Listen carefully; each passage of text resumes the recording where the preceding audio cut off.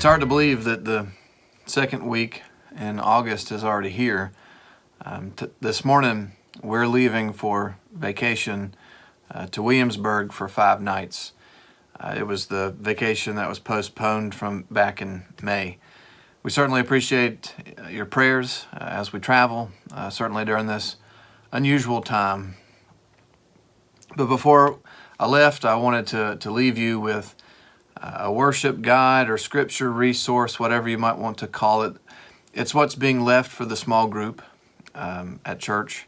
But I wanted to offer it up here for those who tune in to the online videos. The passage for this week is Matthew chapter 14, verses 22 through 33. And I invite you to go ahead and pause this video and read that passage.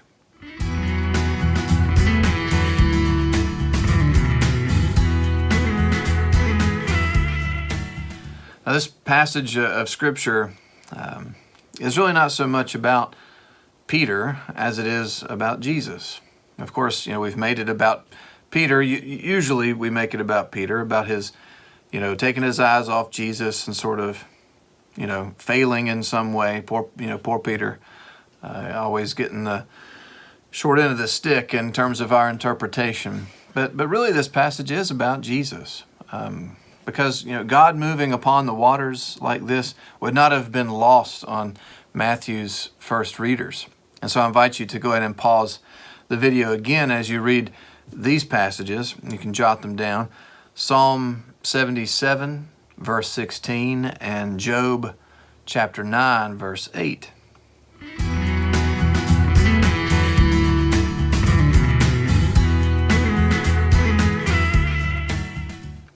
See, these passages are about God's mastery over the sea. And this is really what would have been on the minds and in the hearts of Matthew's first readers. And then also that statement, "It is I," that comes off of Jesus' lips, would have reminded them of God's identity as it comes to us in Scripture. I am who I am, that kind of language. And passages like these, you can jot these down and pause the video again and read these. Exodus chapter 3, verse 14, and Isaiah chapter 43, verses 10 through 11.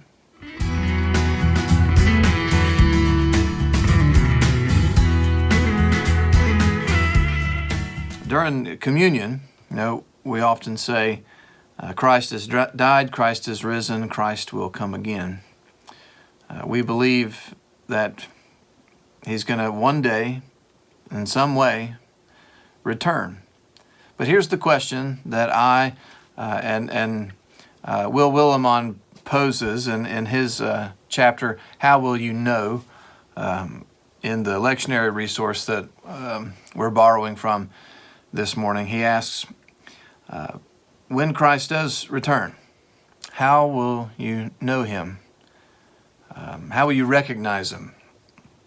We don't have any photographs of His physical appearance. We do have that portrait. It's that famous portrait is probably the same one that's popping in your mind. I think it's called Head of Christ by Salmon. Even that is just a representation from one painter of what Jesus may have looked like. But really, what did He look like? Or how did you pick Him out of a crowd? That's really the first question for you this morning and for the small group. You can pause the video as you answer this question, maybe with those who are around you. Who is Jesus? What does He look like? If you met Him on the street, would you know Him?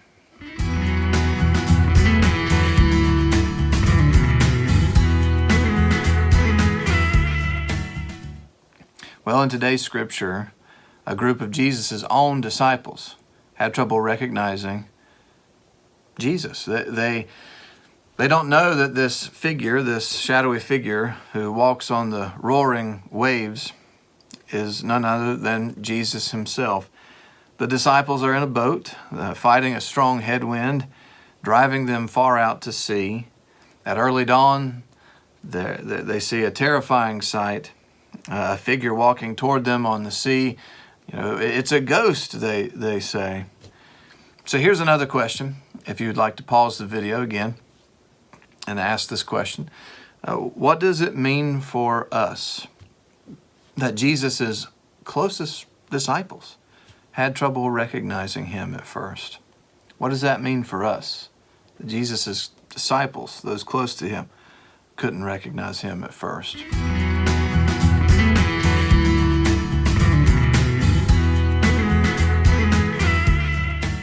Jesus then spoke to them.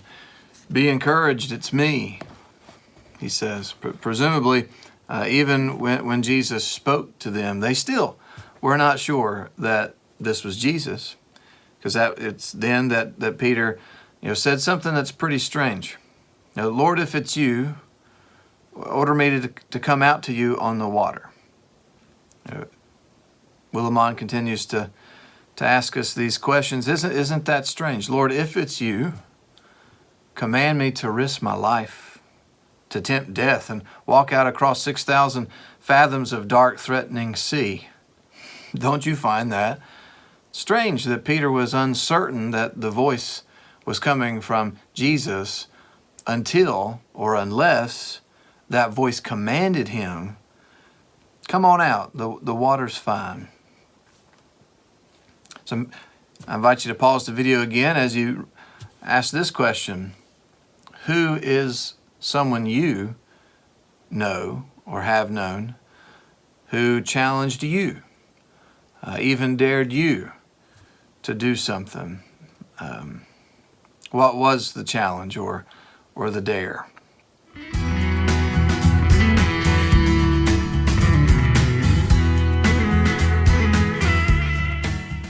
When I was in school, I had a friend of mine who would always challenge me, even dare me. We lived right behind the Mount Holly public swimming pool. And one day, this friend of mine, he challenged me, dared me to do a front flip off of the dive. And I did, or I tried. I belly flopped, and I was red the rest of the day. But this is how you would know that friend of mine, how you'd be able to pick him out of a crowd. He was the one who challenged you, dared you to do the uncomfortable, to do the exciting, to do the unthinkable. This is how you will know Jesus. Jesus is the one who dares you to leave the safety of the boat, to step out into the sea, to test the waters, to show what your faith is made of. That's this. Willimon continues to point, to help us through this idea that this is how you'll know Jesus, referring to the hymn, softly and tenderly Jesus is calling for you and me to risk death, to defy death. Well, yes. Jesus had already called the disciples to drop their nets, to leave their families, to go with him on this perilous sea called discipleship. Why then should we find it strange that now one of these people is asking Jesus to call him out upon the water? Lord, if it is you, call me to get out of the boat to walk on the waves. Really, why does that surprise us? Jesus calls us over the tumult. Jesus calls us over the tumult. Isn't that how another hymn puts it? But Jesus just doesn't call us over the tumult. Jesus doesn't call us out of the tumult. Jesus calls us into the tumult. Jesus calls Peter out of the boat and into the waves. And Peter, on the basis of all of his past experiences with Jesus, calls out, Lord, if it is you, ask me to walk out on the waves. Ask me something that only you, Jesus, would be crazy enough to ask of me. So another question for you, if you'd like to pause the video and answer this amongst yourselves. What has or might God ask you to do that surely no one else would ever ask.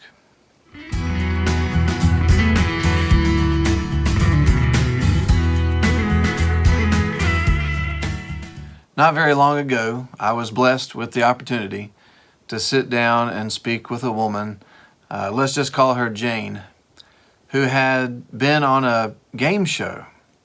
It was a game show that had never took off, it never aired.